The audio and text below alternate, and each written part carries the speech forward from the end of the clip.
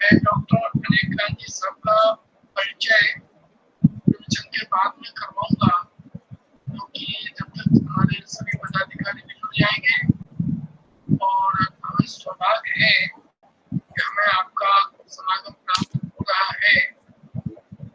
व्यस्त होने के बावजूद भी हमें आपने बहुत समय दिया, इसके लिए मैं आपका बहुत बहुत धन्यवाद करता हूँ। और अविलंब रूप से मैं निवेदन करूँ कि अपना व्याख्यान प्रारंभ करें।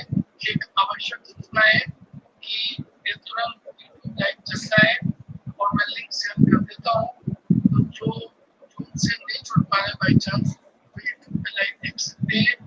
इसके बाद में प्रवचन के बाद 8:30 बजे सांस्कृतिक कार्यक्रम प्रतियोगिता रखी गई है, जिसमें आप सब लोग जुड़े रहें। मैं डॉक्टर अनिल गांधी साहब को तेजी से निवेदन करता हूँ कि प्रारंभ करने का कष्ट। मेरी आवाज अच्छे से आ रही है क्या? हाँ सब आ रही, बिल्कुल परफेक्ट।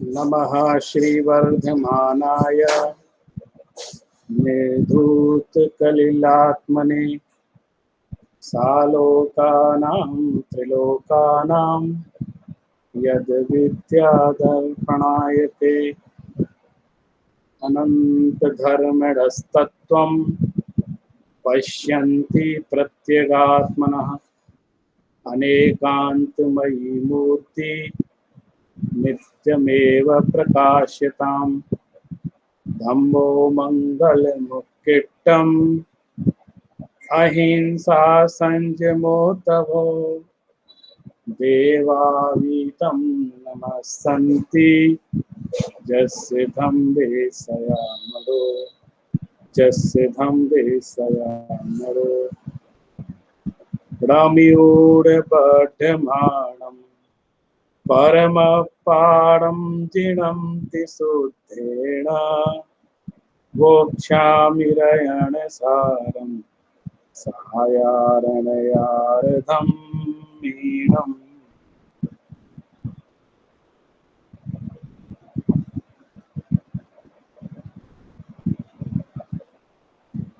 आज हम सभी को रयण सार का संदेश इस विषय पर चर्चा करने का अवसर प्राप्त हो रहा है। मुझे बड़ी प्रसन्नता है कि दिगंबर जैन महासमिति का जो यह राजस्थान अंचल जो इकाई है, उसके माध्यम से डॉक्टर भागचंद जी जैन के विशेष प्रयास से और सभी संस्था के पदाधिकारियों के अथक श्रम से इस लॉकडाउन में भी ये धार्मिक शिक्षण शिविर चल रहा है और मुझे जैसी जानकारी प्राप्त हुई है कि हजारों लोग इससे लाभान्वित हो रहे हैं। ऐसी विपदा की घड़ी में भी तत्व ज्ञान का रसापान कर रहे हैं। यह हमारे लिए बड़ा सौभाग्य का विषय है। आज मैं आपके सामने जिस ग्रंथ की चर्चा करने जा रहा हूँ, उसके पीछे एक मेरा उद्देश्य है। प्रायः यह होता है कि हम लोग जिनवाणी में से भी कुछ सुने सुनाए ग्रंथों पर ही ज़्यादा चर्चा करते हैं, उस पर हम लोग चिंतन मनन करते हैं, उसका स्वाध्याय करते हैं। कुछ निश्चित आचार्यों के ग्रंथों को ही पढ़ते हैं, उसमें भी उनके भी कुछ ही ग्रंथों को पढ़ते हैं। जबकि हमारी जिनवाणी बहुत समग्रता को लिए हुए है। आचार्य कुंद कुंद जैसे महान आचार्य इस भारत की धरा पर हुए। उन्होंने अध्यात्म और तत्व ज्ञान की वो गंगा प्रवाहित की कि आज भी हम लोग उस गंगा में स्नान कर करके अपने कर्म मलों का प्रक्षालन कर रहे हैं। जी जी,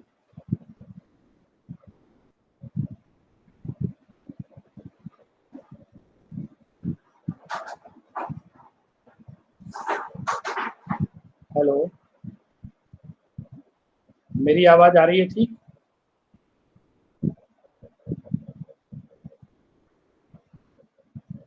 अब मेरी आवाज आ रही है अच्छे से? तो हम लोगों ने आचार्य कुंद कुंद को बहुत पढ़ा, बहुत सुना। आचार्य कुंद कुंद के पंच परमागम का भी स्वाध्याय किया है।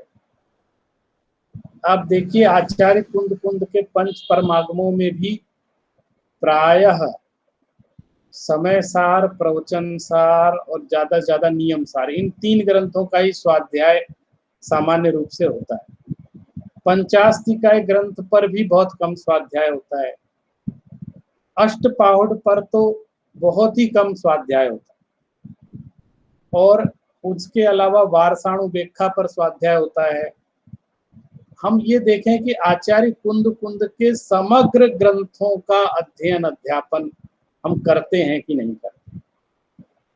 इसलिए एक दिन विचार आया कि आचार्य कुंद कुंद द्वारा जो प्रणीत रैणसार ग्रंथ है वो प्रायः कहीं भी स्वाध्याय का विषय नहीं बन पाता है। कुछ एक जगह कुछ लोग पढ़ते हैं, लेकिन प्रायः मैंने देखा है कि कहीं रैणसार का स्वाध्याय चल रहा हो, ऐसा कम होता है। इसके लिए मेरा ये प्रयास रहा, तो मैंने दिल्ली में भी यहाँ आर.के. पुरम जैन मंदिर में 1-1.5 साल तक मैंने रैणसार का स्वाध्याय वहाँ के सभी तत्व जिज्ञासुओं को कराया। और मेरा यही उद्देश्य था कि जो ग्रंथ अपठित हैं या फिर जो प्रचलन में नहीं है, उन ग्रंथों को भी हमें सामने लाना चाहिए, क्योंकि उसमें भी बहुत सारे तत्व छुपे हुए हैं, बहुत सारी बातें, उसमें बहुत सारी प्रेरणा की बातें कही गई हैं। हम लोग विश्वविद्यालय में शास्त्री की कक्षाओं में भी रैणसार ग्रंथ को रखा है, ताकि इस ग्रंथ से भी लोग परिचित हों, हमारे विद्यार्थी, हमारे शोधार्थी इस ग्रंथ को समझें। कभी कभी ऐसा होता है कि बड़े जो सरल ग्रंथ प्रतीत होते हैं उनको भी हम नहीं पढ़ते कि तो सरल है, इसमें कोई बड़ी महत्वपूर्ण बात नहीं है, ऐसा लगता है, इसलिए भी उस तरफ ध्यान नहीं देते। लेकिन कभी कभी बड़ी गहरी बात उन सरलता में भी छुपी होती है, और कभी जो हमारी उपेक्षा के कारण वो गहरी बात भी हमारी जानकारी से रह जाती है। रैणसार आचार्य कुंद कुंद की एक अनुपम कृति है, और मुझे तो ऐसा लगता है कि आचार्य कुंद कुंद ने जब अपने संपूर्ण ग्रंथों को लिख लिया, पूर्ण हो गए उनके ग्रंथ, तो सबसे अंत में उनने रैणसार ग्रंथ का प्रणयन किया, ऐसा मुझे लगता है उसको पढ़ने से। और ऐसा भी संभावित है कि उन सभी ग्रंथों में जो बातें कही गई, उन सभी ग्रंथों में जो चर्चाएं आई, और उसके बाद भी कुछ बातें आचार्य कुंद कुंद कहने से रह गए कि अभी ये बात आ नहीं पाई, हम कहीं कह नहीं पाए, वैसा प्रसंग नहीं बन पाया।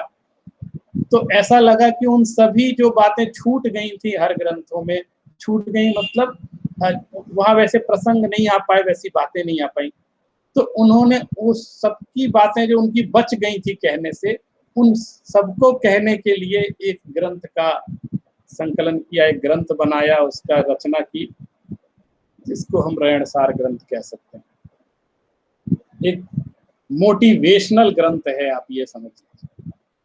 मैं इस ग्रंथ के बारे में आज इसलिए चर्चा कर रहा हूं कि आज का मेरा व्याख्यान सुन करके हो सकता है आपको उसकी जिज्ञासा हो जाए, आप शास्त्र भंडार में जाएं, उस ग्रंथ को खोलें और आद्योपांत पढ़ दें। तो अगर ऐसा होता है तो मैं इस चीज को बहुत बड़ी उपलब्धि मानता हूं। मैं कुछ हाइलाइट्स, कुछ विशेषताएं इस ग्रंथ की आपको बताना चाहता हूं। इस हमारे आधे पौन घंटे के स्वाध्याय में एक सार रूप में, उसके संदेश के रूप में कुछ बातों का जिक्र आपके सामने करूंगा।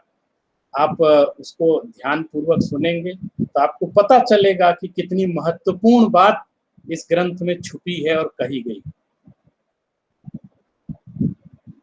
रैणसार जैसे कि नाम से ही विदित है, रत्नों का सार। और रत्न कौन है? हमारी जैन परंपरा में रत्न किसको कहते हैं?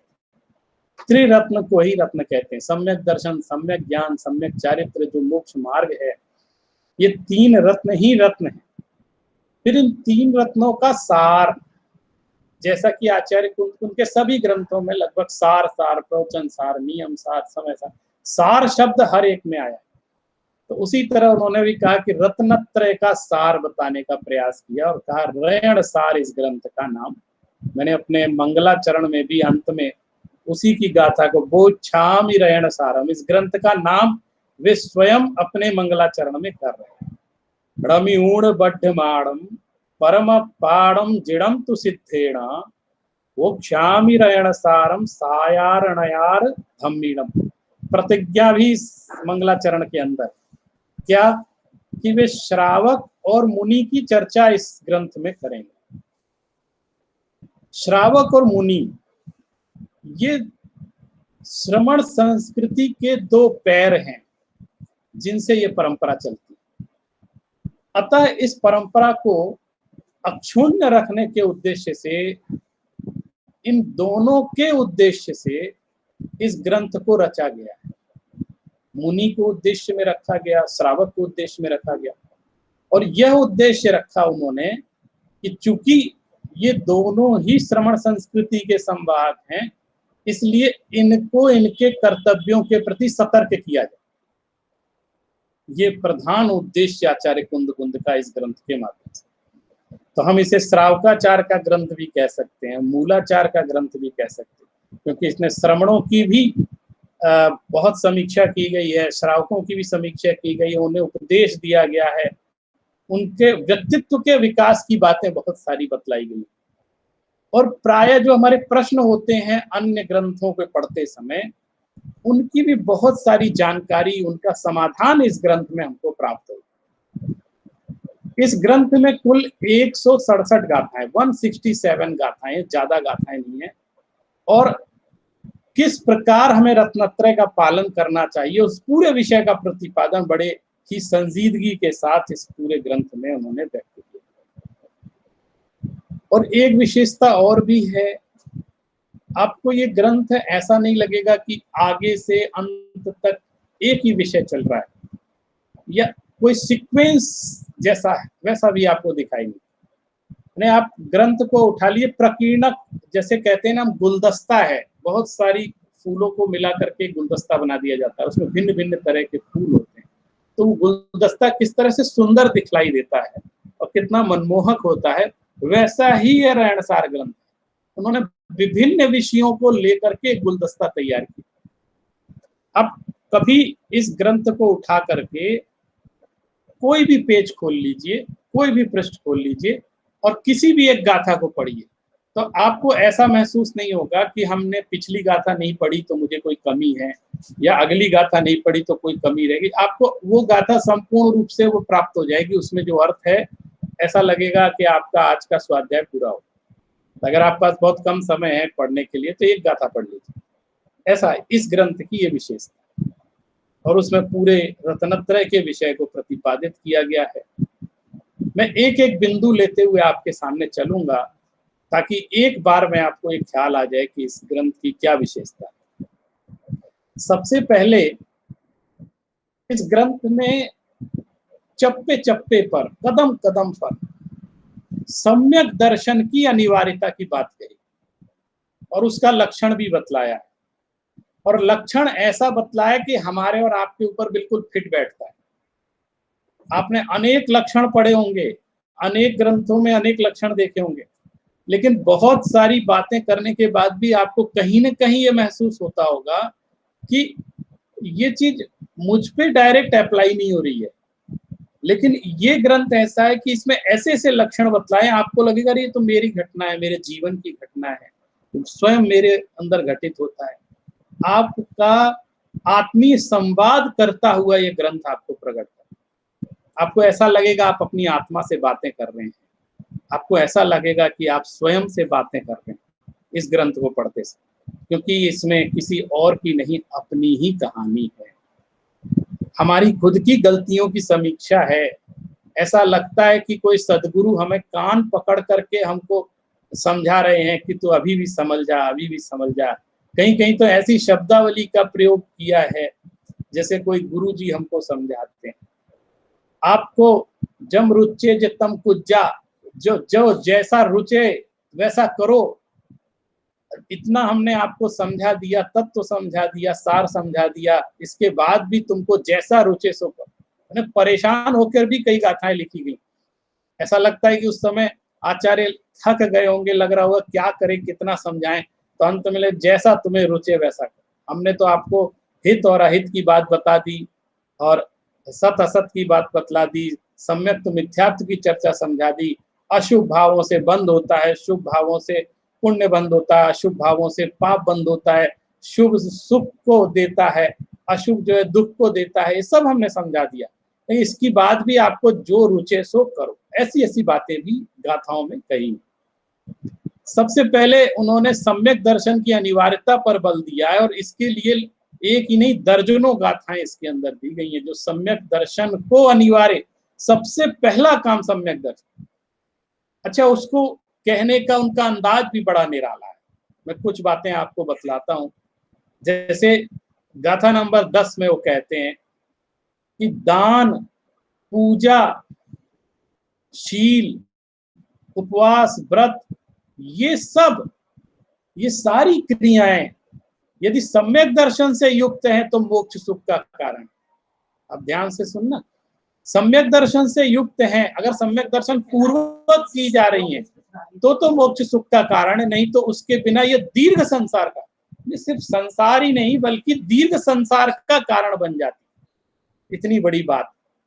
फिर वो कहते हैं, आप सम्यक दृष्टि के आपने लक्षण अनेक पढ़े होंगे, लेकिन इनके शुरू में ही, जो शुरू गाथाएं में ही कह देते हैं कि सम्यक दृष्टि कौन है, तो वो कहते हैं जो जिनेंद्र देव के द्वारा उपदिष्ट, गणधर भगवान के द्वारा विस्तारित और पूर्वाचार्यों के द्वारा जो क्रम से प्राप्त तत्व को ज्यों का त्यों बोलता है, वास्तव में वो ही सम्यक दृष्टि।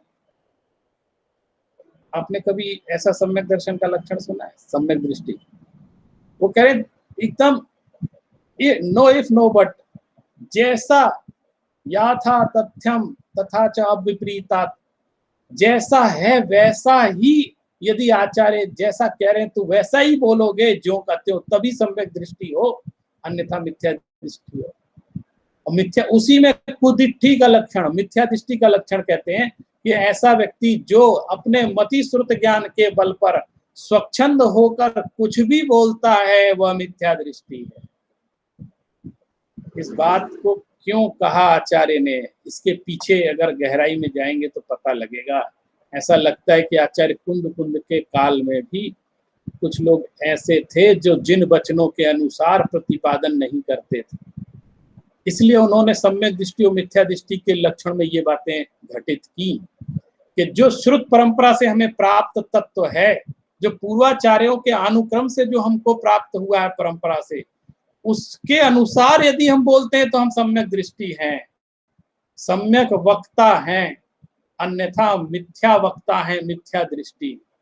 गाथा 2 और 3 शुरू में ये बात समझा।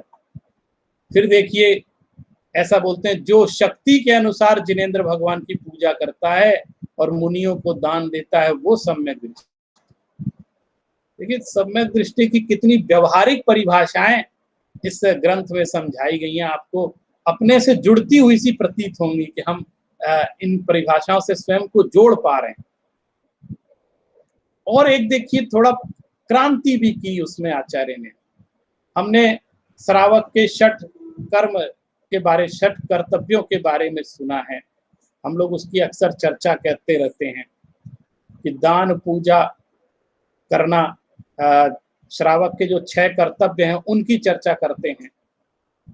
लेकिन आचार्य कुंद उन 6 कर्तव्यों को भी यहाँ पे रिड्यूस कर रहे हैं। वो कह रहे हैं कि नहीं, अभी मुख्यता की अपेक्षा लेके तो 2 ही कर्तव्य हैं आज श्रावक के। कौन कौन से? दानम पूया मुखो सावैधम मोड़ा सावया तेण बिना। अब आपको इतनी सहूलियत दे दी, बोले 2 ही चीज हैं, दान और पूजा, ये मुख्य है श्रावक। आपका सबसे बड़ा कर्तव्य है श्रावक का कि सत्पात्र को दान दे और जिनेंद्र देव की पूजन, ये मुख्य कर्तव्य है। और अगर ये है तो वो श्रावक है, नहीं तो वो श्रावक ही नहीं। एक सीधी सीधी बात। दान और पूजा उसका मुख्य कर्तव्य है, और दान पूजा यदि वो नहीं करता है तो वो श्रावक ही नहीं है। फिर अगले लाइन में कहते हैं, अगली पंक्ति में कहते हैं, झाड़ झैड़म मुखम जय धम्मम णतम बिना तहा सोवी। वो कह रहे हैं मैं सिर्फ श्रावकों के लिए बात नहीं कह रहा हूं, मैंने आपको कहा कि श्रावक को भी सचेत कर रहे हैं, मुनि को भी सचेत कर रहे हैं कदम कदम पर। तो वो कहते हैं कि दान और पूजा श्रावकों का मुख्य कर्तव्य है, और अगर वो ये नहीं करता है तो श्रावक ही नहीं है। न सावया तेण बिना, वो श्रावक ही नहीं है उसके बिना। और यदि मुनि का क्या कर्तव्य है? झाण झैणम, ध्यान और अध्ययन, ये मुनि का कर्तव्य है। और जय धम्मम तम बिहातहा सोवी, और यदि वो ऐसा नहीं करते हैं तो इसके बिना वो भी वैसे ही है जैसे वो श्रावक नहीं है, वैसे ही वो मुनि भी नहीं। माने मुनि का और श्रावक का सबसे कॉमन लक्षण बतला दिया। बोले और बस बातें सारी बाद की बातें हैं, हम उसकी चर्चा अन्य शास्त्रों में कर रहे हैं, लेकिन यदि मिनिमम क्वालिफिकेशन की आप बात करेंगे तो हम दो चीजें कहना चाहते हैं, श्रावकों के लिए दान और पूजा, और मुनियों के लिए ध्यान और अध्ययन, सिर्फ यही दो मुख्य। और यदि उनके जीवन में ये दो चीजें नहीं है तो वो एलिजिबल ही नहीं है श्रावक या मुनि बनने की, पात्रता ही नहीं है उनके अंदर। न सावया तेण बिना पतम बिना तहा सोवी, वह भी उसी तरह, यानी मुनि भी उसी तरह मुनि नहीं। तो इतना बड़ा उद्घोष करने वाले इस ऋणसार ग्रंथ में आचार्य कुंद ने कितनी बड़ी बात कही। अब हम लोग चूंकि सम्यक दृष्टि और मिथ्या दृष्टि की चर्चा कर रहे हैं तो थोड़ी बहुत बात उसके लक्षणों की भी कर लेते हैं। अक्सर ऐसा कहा जाता है कि जैसे सम्यक दृष्टि है तो साहब सम्यक दृष्टि के कोई सींग नहीं लगे होते कि हम उसे पहचान जाएं कि सम्यक दृष्टि, ऐसा अक्सर कहा जाता है। सम्यक दृष्टि कौन है? वो अंदर की सारी बातें, वो अनासक्त रहता है, वो भेद विज्ञानी है, वो आत्मानुभवी है तत्व ज्ञानी, वो सारी बातें, ज्ञानी है, सब है। लेकिन आप किसी को जज नहीं कर सकते चेहरा देख करके ये सम्यक दृष्टि है कि नहीं, ये भी कहा जाता है। आप उसकी बाहर की क्रियाओं से भी जज नहीं कर सकते हैं, आप उसके कोई सींग नहीं लगे होते हैं, उसके कोई वस्त्र आभूषण नहीं है कि आप पहन करके देख के आप, कोई ऐसा साइन नहीं है सम्यक दृष्टि और मिथ्या दृष्टि का सीधे समझने वाला, खासकर सम्यक दृष्टि, ऐसा कहा जाता है। लेकिन अगर आप ऋणसार पढ़ेंगे तो आपको ये महसूस होगा कि ये जो बात आज तक कही जा रही थी उसमें भी अगर स्थूल दृष्टि देखें तो उसमें भी भेद है। आप यू कैन जज हु इज सम्यक दृष्टि एंड हु इज मिथ्या दृष्टि। उन्होंने लक्षण बतला दिए, और किसके लिए हु इज नहीं, कौन है नहीं। मैं सम्यक दृष्टि हूं कि नहीं ये चेक करना हो ना तो आप ऋणसार पढ़ करके देखिए। आज देखिए आपको कुछ क्रांतिकारी गाथाएं बताता हूं इसकी, फिर आगे आपका खुद का स्वाध्याय जब चलेगा तब इस ग्रंथ में देखिएगा। कोई भी बाह्य स्पष्ट पहचान नहीं है, बहुत सारी बातें कही जाती हैं, लेकिन हम देखें कि अगर हम इसके लक्षणों के आधार पर खुद को तौलें तो हमें पता चलेगा कि हम सम्यक दृष्टि हैं कि नहीं है, मिथ्या दृष्टि। देखिए मैं कुछ गाथाओं के माध्यम से आपको बताता हूं। अगर आप इन लक्षणों को सुनेंगे सम्यक दृष्टि और मिथ्या दृष्टि के, तो आपको ये भी पता लगेगा कि इसमें आचार्य ये चाहते हैं कि जो सम्यक दृष्टि है उसका कुछ व्यक्तित्व भी होना चाहिए। एक सामान्य व्यक्ति के व्यक्तित्व विकास की चर्चा उसमें आप देख सकते हैं कि एक सामान्य व्यक्ति, अब जैसे मैं आपसे पूछ रहा हूं कि सामान्य रूप से, अब विशेष कथन की अपेक्षा नहीं है, कोई व्यक्ति कहे मैं सम्यक दृष्टि हूं और वो शराब की दुकान में बैठा है और शराब भी पी रहा है, तो कौन दुनिया में कौन व्यक्ति ये स्वीकार करेगा कि ये व्यसनों सत्य व्यसन का धारी व्यक्ति सम्यक दृष्टि? बताइए, ये कॉमनली इस चीज को कोई जज कर सकता है इस चीज को? वो तो यही कहेगा तुझे इतना भी श्रद्धा नहीं है कि सत्य व्यसन नहीं करने चाहिए, ये मध्य मास मंदिरा का त्याग भी नहीं तुम्हारे जीवन में, तो ये जो सामान्य श्रावकाचार भी नहीं पाल रहा और वो सम्यक दृष्टि, तो ये सहजता से स्वीकार नहीं होता। मैं गहरी वाली बातों पे नहीं जा रहा हूँ, सामान्य बातों की अपेक्षा बात कर रहा हूँ जो एक हम जज कर सकते हैं। हमको लगता था ये शास्त्रों में बात, लेकिन ये शास्त्र में ही बातें मिल गई। वो कह रहे हैं आप जज कर सकते हैं, आप और दूसरों को छोड़िए, आप खुद को जज कर सकते हैं। हम खुद के जजमेंट की चर्चा करना चाहते हैं। देखिए, वो कहते हैं कि श्रावक एक ऐसे लक्षण जिसके अभाव में व्यक्ति सज्जन कहलाने का भी अधिकारी नहीं है, उन लक्षणों के अभाव में आप उसको सम्यक दृष्टि कैसे मान लें? सामान्य जो एक सज्जनता होती है कि मनुष्य है, वो भी कहलाने का अधिकारी नहीं है जिन लक्षणों के अभाव में, उसको हम कैसे कह देंगे कि वो सम्यक दृष्टि? तो कहते हैं ठीक है, हम आपको स्थूल रूप से बताते हैं कि सम्यक दृष्टि कौन है और मिथ्या दृष्टि कौन है। अब देखिए वो कह रहे हैं, वो गाथा मैं आपको बता देता हूं। रवि जाणधि कज्जम कज्जम पावम भी तच्चम तच्चम धम्मम धम्मम सो सम्म उन्मुख। शुरुआत कहां से कर रहे हैं? सम्यक्त से उन्मुख कौन है? कह रहे हैं जिस व्यक्ति को कर्तव्य और अकर्तव्य का भेद नहीं है, जो श्रेय और अश्रेय को नहीं पहचानता है, पुण्य और पाप में कोई भेद करना नहीं जानता है, तत्व और अतत्व को नहीं जानता है, धर्म और अधर्म को वास्तव में नहीं जानता है, वह सम्यक्त से रहित जीव है। और इसी तरह वो सम्यक्त से रहित जीव की पहचान बताने में ही कई गाथाएं कह दे। अब वो आप लक्षण सुनेंगे तो आपको बड़ा आश्चर्य होगा। फिर इसी तरह कहते हैं रवि जाणधि जोगम अजोगम ऋच्चम ऋच्चम हेम उवादेयम सच्चम अच्छम भव्य भव्यम सो सम्मुखो। वो सम्यक्त से उन्मुख है जो योग्य अयोग्यता को नहीं जान पाता है, जो नित्य अनित्य को नहीं समझता है, हे उपादेय को, सत्य असत्य को, भव्य अभव्य के अंतर को नहीं जानता है, वो सम्यक्त से उन्मुख है। माने उसका मुख भी सम्यक्त की तरफ नहीं है। ऐसा नहीं है, सम्यक्त सन्मुख हो तो कम से कम कभी कदम आगे बढ़ाएगा तो सम्यक्त की तरफ ही बढ़ाएगा। लेकिन अगर सम्यक्त से उल्टे ही मुंह करके खड़ा है तो आप कैसे कह सकते हो जब भी कदम आगे बढ़ाएगा तो उल्टी की तरफ बढ़ाएगा। अब देखिए आपको कुछ बातें हम अपने हृदय पर, अपनी छाती पर हाथ रख करके इस लक्षण को देखें। वो कह रहे हैं देखिए कौन है सम्यक्त से उन्मुख। बड़ा आनंद पढ़ेंगे, उसमें बड़ा रोचकता है। उग्गो तिब्बो दुट्ठो दुर्भावो दुस्सदो दुरालावो दुम्मदरदो विरुद्धो सो जीवो सम उन्मुखो। कह रहे हैं जो जीव उग्र है, बात बात में उग्रता आ जाती है, तीव्र है, बहुत तेज भागता है, बहुत फटफट फट काम करता है, बहुत तेजी से हड़बड़ी मचाता है, जो दुष्ट स्वभाव वाला है, दुष्टो दुर्भावो जो दुर्भावनाएं रखता है, तथा जो मिथ्या ज्ञानी है, दुष्ट भाषी है, दुष्ट भाषण करता है और मिथ्या मत में रहता है, अनुरक्त है, वह धर्म विरोधी होता है, वह सम्यक से रहित। अब ये बताइए, ये सामने लक्षण दिख रहा है कि नहीं? लेकर दिख कैसा?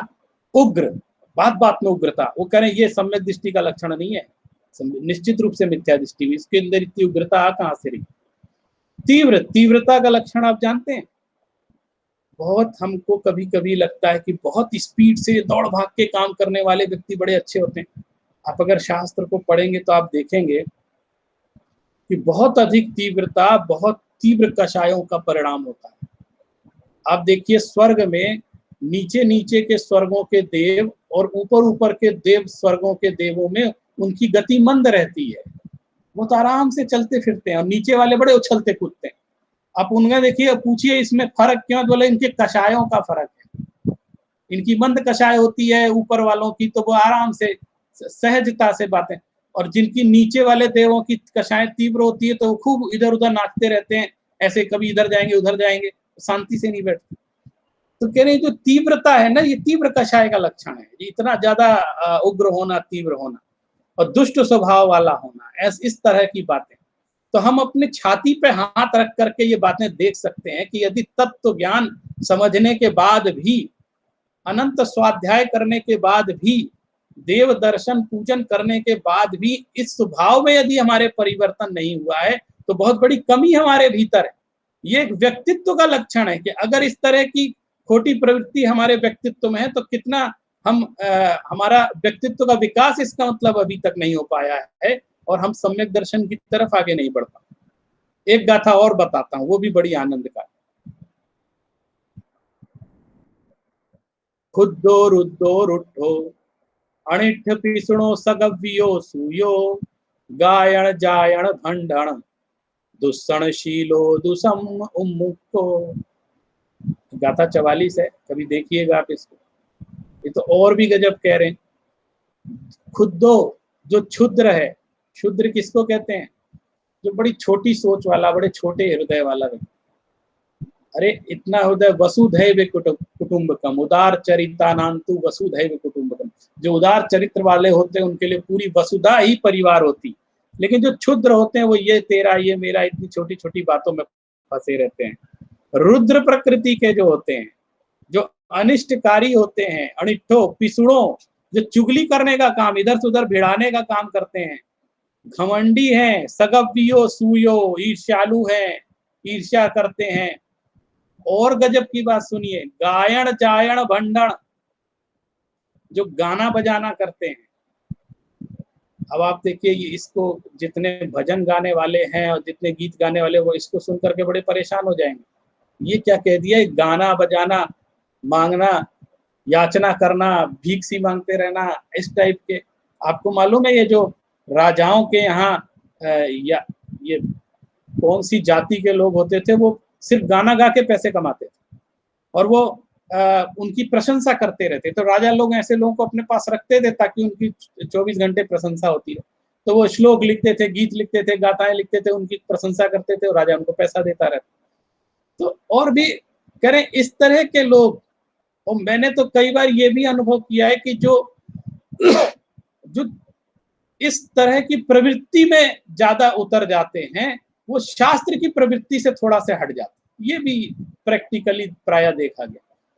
वो कह रहे हैं गायन जायण भंडर, जो गाना गायक, उसमें फंस जाते हैं। एक व्यक्ति बड़े मधुर संगीत में आपको भजन सुना के गया तो आप ऐसे डूब जाते हो जैसे यही सम्यक दृष्टि है।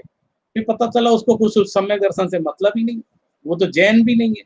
तब भी गीत ऐसे गा रहा है, भजन ऐसे गा रहा है, आपको लगता है तो तुम परमात्मा से मिलाने का काम कर, लेकिन वो नहीं, उसको श्रद्धान भी नहीं है, वो जैन तत्व पर और जैन देवता पर श्रद्धान भी नहीं है, लेकिन फिर भी गीत गा देता है बहुत अच्छा। तो कहते हैं गायन वायन के चक्कर में भी ज्यादा नहीं, आप तत्व को समझो, इसमें आपका मन नहीं तो इधर उधर भ्रम जाएगा। और याचन, हर बात पे एक याचना की प्रवृत्ति जो रखते हैं, याचन भी किस चीज का, लौकिक इच्छाओं की पूर्ति की याचना करना। भजन गा रहे हैं तो उसमें भी हे भगवान मुझे ये दे दो, वो दे दो, इस तरह की कामना युक्त जो भक्ति करते हैं। और दुष्णशीलो, लड़ाई झगड़ा करने वाले, खंडन, जो लड़ाई झगड़ा करने वाले, दुष्णशीलो, जो दोष स्वभावी हैं, ये सम्यक्त से रहित होते हैं। अब आप देखिए, एक प्रकार से सम्यक्त से रहित कौन कौन है, उनके एक एक का लक्षण उन्होंने बताना शुरू करें। अब हम अगर खोजने बैठ जाएं तो कोई ना कोई स्वभाव हमें अपने अंदर भी फील होने लग जाएगा कि हम भी कहीं ऐसा करते हैं। तो हमें ये संदेह होने, आपको और बातें बता नहीं रहा हूँ, आप खुद जाकर पढ़िएगा अपने घर पर। ऐसे ऐसे पशुओं के नाम लिखे, बाणर, गद्दड़, साहड़, ऐसे ऐसे स्वभाव वाले भी सम्यक्त से रहित होते हैं। ये सारी बातें बड़ी लंबी चौड़ी दी है, मैं इतनी चर्चा यहाँ नहीं करूंगा, लेकिन एक बहुत महत्वपूर्ण बात जरूर बताऊंगा। सम्यक दृष्टि, मैं सम्यक दृष्टि हूं कि नहीं हूं, इसका अगर तराजू लगाना हो तो एक गाथा आप देखिए, एक खड़म रवि चिंतदी मोक्ष निमित्तम नियप स्वभावम। वो कह रहे हैं एक क्षण भी चिंतन नहीं करता है अपनी आत्मा का स्वभाव, मोक्ष के निमित्त से अपनी आत्मा के स्वभाव का एक क्षण समझते कितना सा होता है? एक क्षण माने सेकंड भी नहीं, बहुत सेकंड का, उतनी देर भी कम से कम आत्म तत्व का चिंतन भी नहीं करता, उतनी देर भी। और तो छोड़ो, एक क्षण भी चिंता दी मोक्ष निमित्तम, मोक्ष के निमित्त से मैं तेरा, ये सब खूब करते रहेंगे, खूब हर चीज के लिए समय मिलेगा सब। मोक्ष निमित्तम नियप स्वभावम, अपनी आत्मा के स्वभाव का चिंतन कभी नहीं करता, एक क्षण भी। और क्या, अणिसी भी चिंतदी पावम बहुलाभम मणे भी चिंता, चिंतन तो करता है लेकिन काय चीज का, दिन रात पाप का चिंतन करता है, परिग्रह का चिंतन करता रहता है, हिंसा, झूठ, चोरी, कुशील, परिग्रह, दिन रात। और बहुत बड़ी बात, मणे भी चिंता दी बहुलाभम मणे भी, मन में दूसरों के बारे में अनेक बातें सोचता रहता है, वो क्या कर रहा है, ये क्या कर रहा है, उसने क्या पहना, इसने कितना कमा लिया, अपने बारे में एक नहीं, दूसरों ने क्या किया 24 घंटा उसका दिमाग में घूमता रहे। उसको जब दूसरे के बारे में सोचने से फुर्सत नहीं है जिसको, वो अपने आत्म स्वभाव की चिंतन कब करेगा, उसको फुर्सत ही नहीं।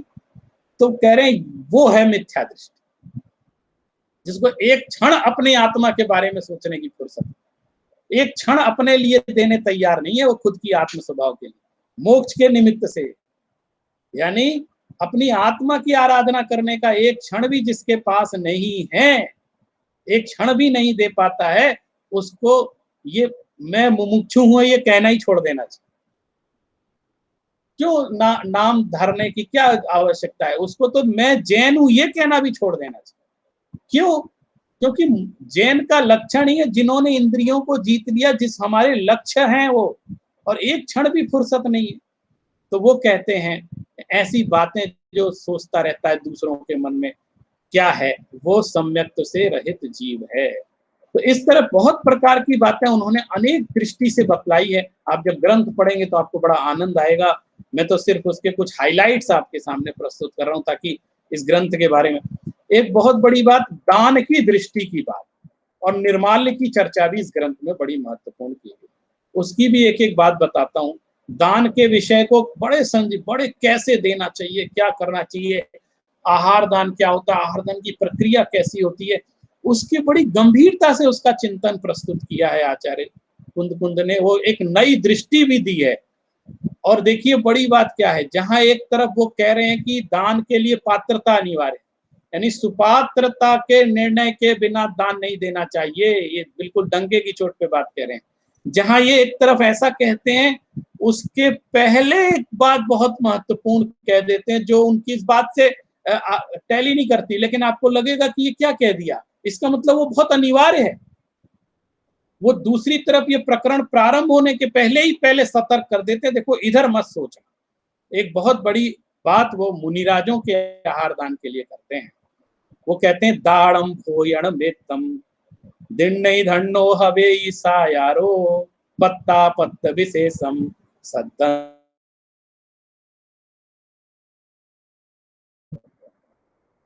आज की प्रायोगिक समस्या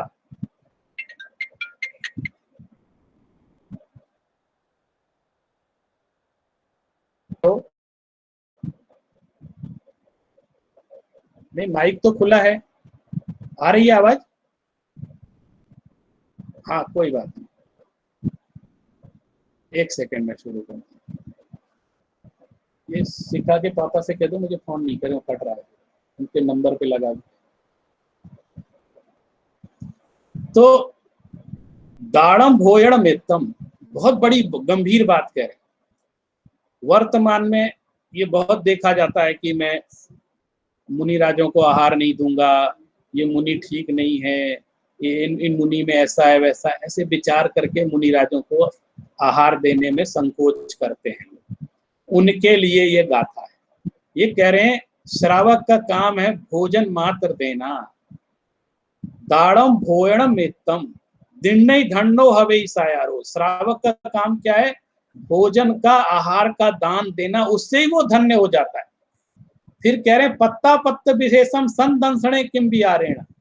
फिर कह रहे हैं आपने अगर जिन लिंग को देख लिया है, नग्न दिगंबर मुनिराज हैं, उनके हाथ में कमंडल है, एक हाथ में पिछी है, और ये जिन लिंग का चिन्ह है कि वो दिगंबर मुनिराज हैं, ऐसा आपने देख लिया है, तो अब पात्र के विचार से क्या फायदा? आप तो सबसे पहले आहार दान दो, उसके बाद ये सब विचार करना।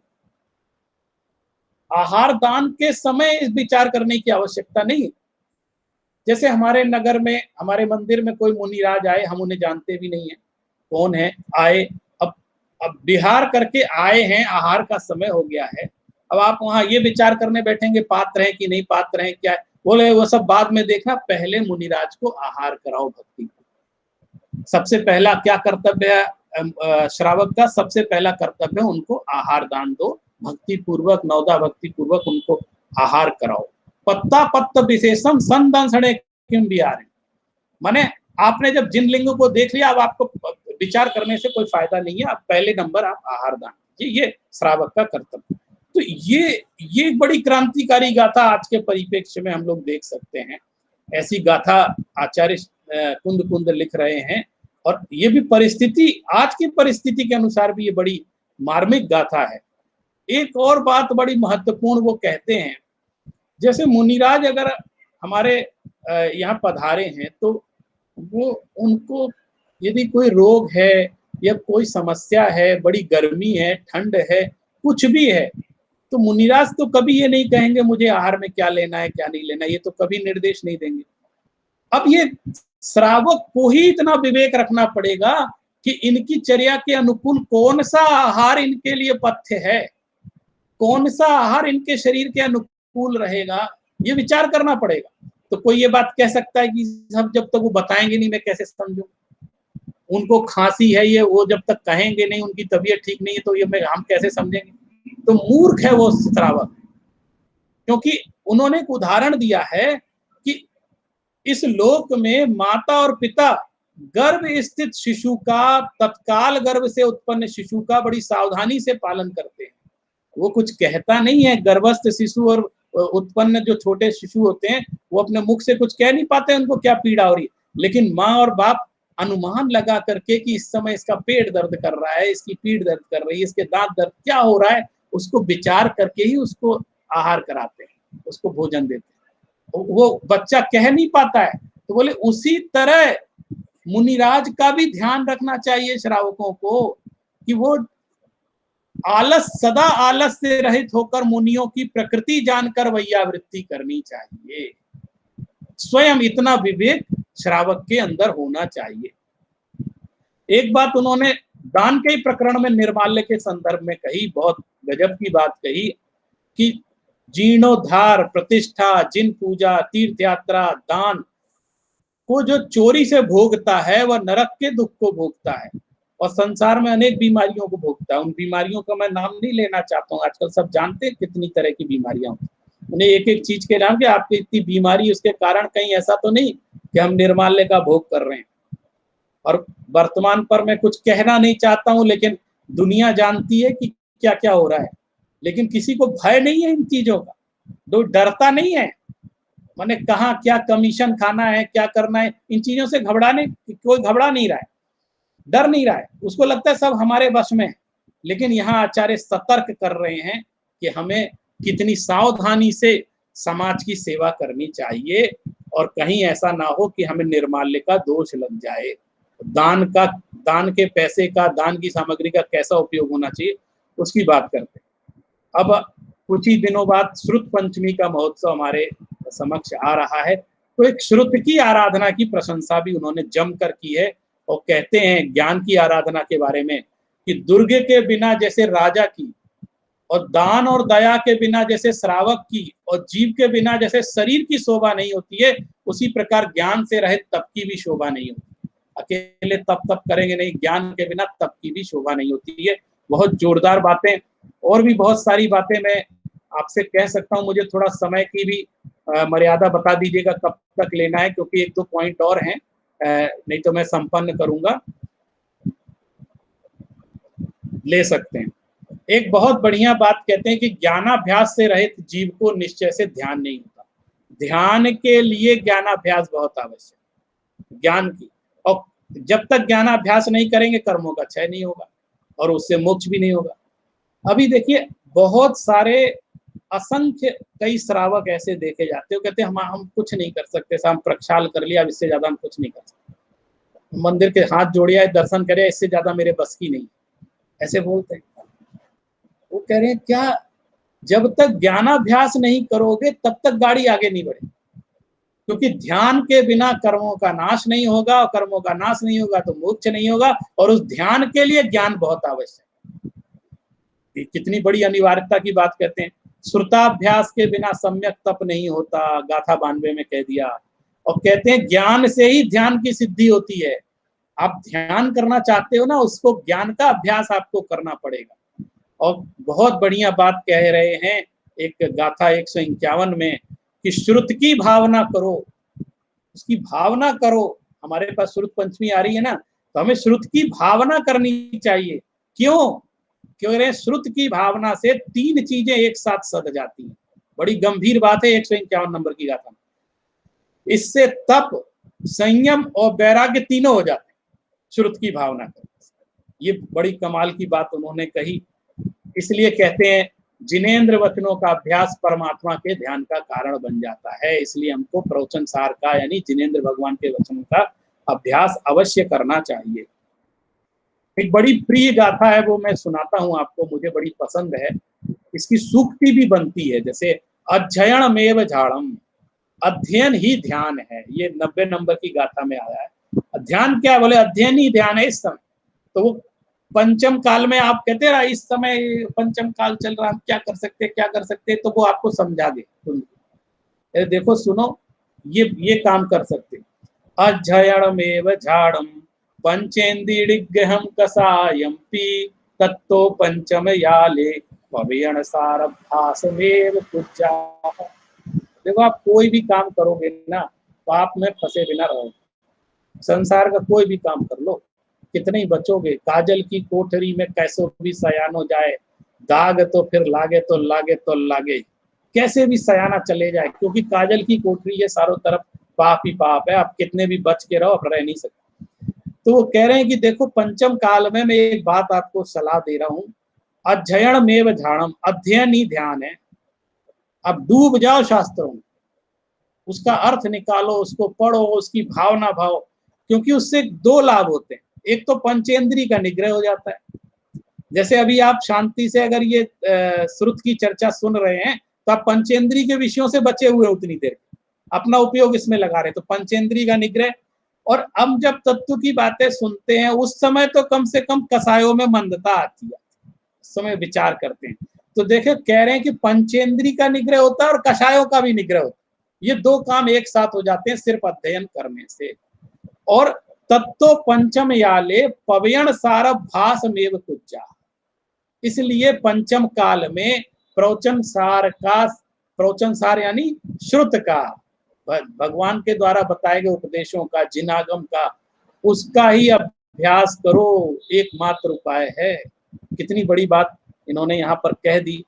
और कुछ इसकी मैं बता रहा हूँ आपको, बहुत सारी बातें, भेद विज्ञान की भी चर्चा है, श्रावकाचार की भी चर्चा है, पूजा पाठ के लिए भी कहा गया है, आपको दान की प्रेरणा भी दी गई, बहुत सारी बातें कही गई। भाई 100 कितनी सारी गाथाएं हैं इसकी, 167 कितनी मैंने बताया उतनी गाथाएं हैं। लेकिन मैं सिर्फ हाइलाइट्स, जो चमत्कृत कर देने वाली गाथाएं, जो हिला देने वाली गाथाएं, वो आपको बता। अभी तक मैंने श्रावक के विषय में चर्चा कर ली आपसे। कुछ बातें जो उन्होंने श्रमणों को सतर्क किया है, मुनियों को सतर्क किया है, वो भी आपको सुनने लायक है। और मैं मानता हूं कि ये अगर गाथा इनको ध्यान में रखा जाए तो बहुत बड़ा काम हो सकता है।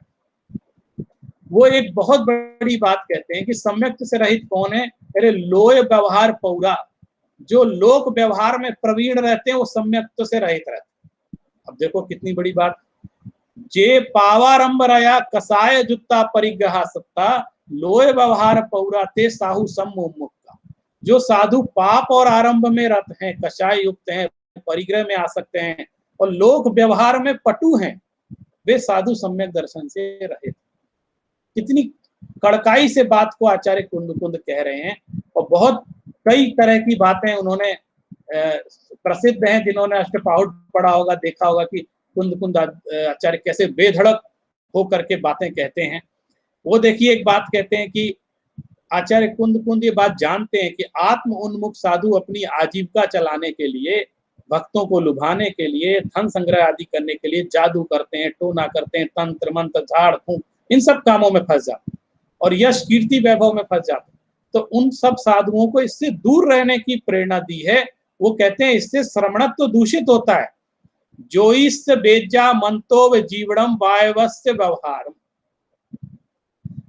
देखिए ज्योतिष वेद्या माने ज्योतिष विद्या, मंतो जीवणम वायवस्य व्यवहार, कहने ज्योतिष वैद्यक मंत्रों की विद्या द्वारा जो आजीविका करता है, वात आदि विकार माने भूत प्रेत आदि को उतारने के लिए जो झाड़ फूक का व्यवहार करता है, और धन परिग्रहणम, और धन ध्यान का ग्रहण करता है, ये सब कार्य समसारणम दूषणम होई, ये श्रमणों के लिए दूषण है, ये दूषण का काम करते हैं, इसलिए इनसे हमको बचना चाहिए, इस तरह की प्रवृत्तियों से। बहुत बात जनतम मंतम तंतम परिचयम पक्षवाय पिय वैणम पडुच्च पंचम याले भरे दाणम नकंपि मुखस्य। दान के संदर्भ में एक बात बहुत महत्वपूर्ण कहती, श्रावकों को सतर्क करने। वो कह रहे हैं कि देख लो, इस भरत क्षेत्र में पंचम काल में यंत्र मंत्र तंत्र आदि के लिए कामना से कृत, कामना की पूर्ति के लिए कोई भी दान दिया जाता है वो मोक्ष का कारण नहीं होता है।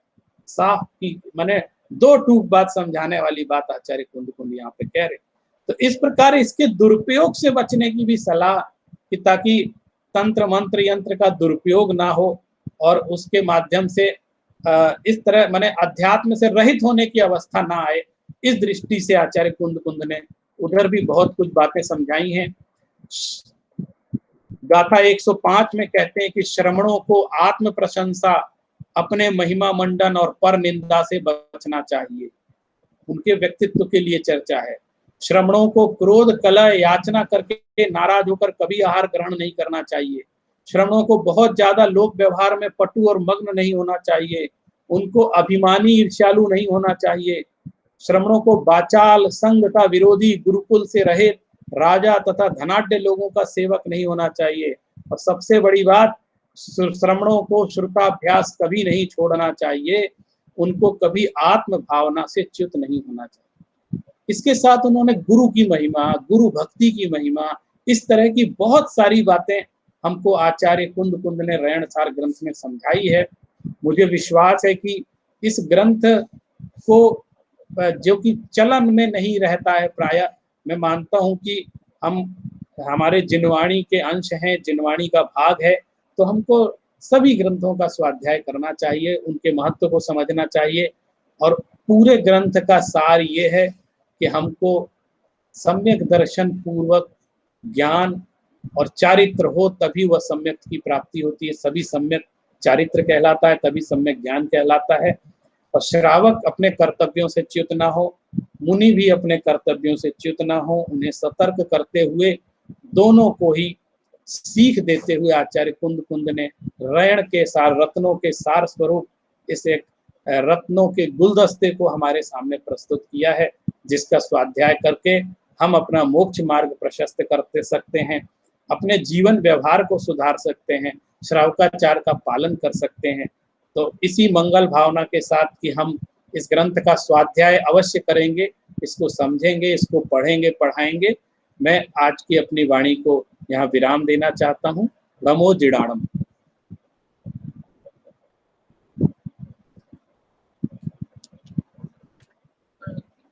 डॉक्टर मल्लिका जी साहब, मैं 2-5 मिनट में आपका परिचय और आभार व्यक्त कराऊं।